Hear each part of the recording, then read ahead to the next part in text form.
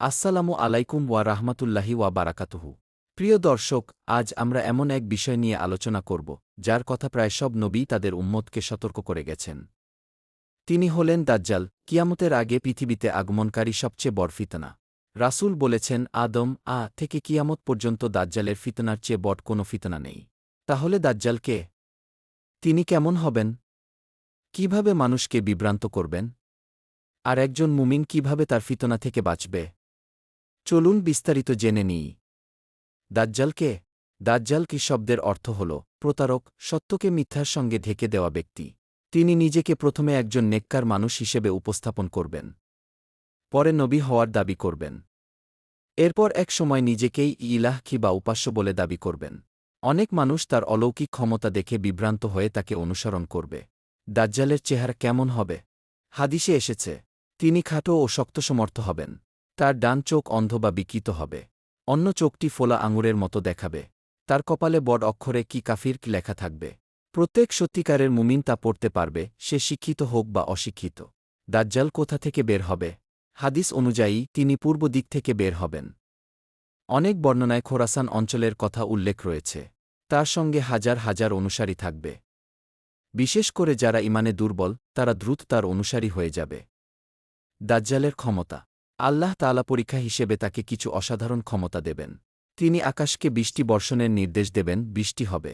জমিনকে ফসল ফলাতে বলবেন, ফসল জন্মাবে। তিনি মানুষের সামনে ধনসম্পদের পাহাড় দেখাবেন। মিতের মতো কাউকে দেখিয়ে মানুষকে বিভ্রান্ত করবেন।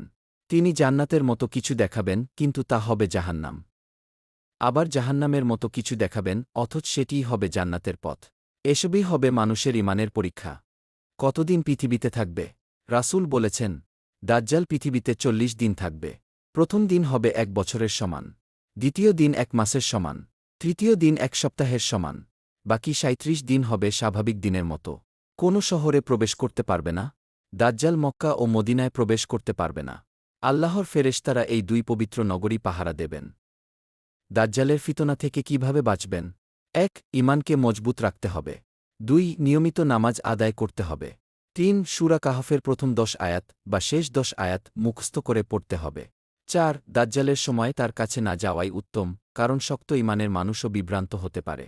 ৫. বেশি বেশি এই দোয়া পড়তে হবে। আল্লাহুম্মা ইন্নী আউযু বিকা মিন আযাবি জাহান্নাম, ওয়া মিন আযাবিল কবর, ওয়া মিন ফিতনাতিল মাহিয়া ওয়াল মামাত, ওয়া মিন শাররি ফিতনাতিল মাসিহিদ দাজ্জাল। দাজ্জালের শেষ পরিণতি।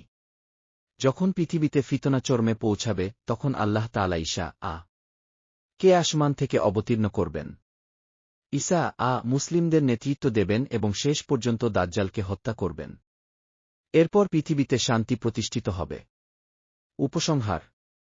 প্রিয় ভাই ও বোনেরা, দাজ্জালের ফিতনা শুধু ভবিষ্যতের ঘটনা নয়, এটি আমাদের ঈমানের জন্য বড় সতর্কবার্তা।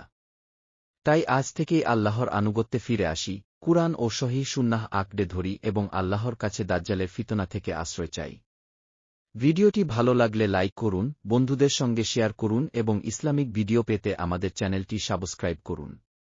আসসালামু আলাইকুম ওয়া রাহমাতুল্লাহি ওয়া বারাকাতুহু।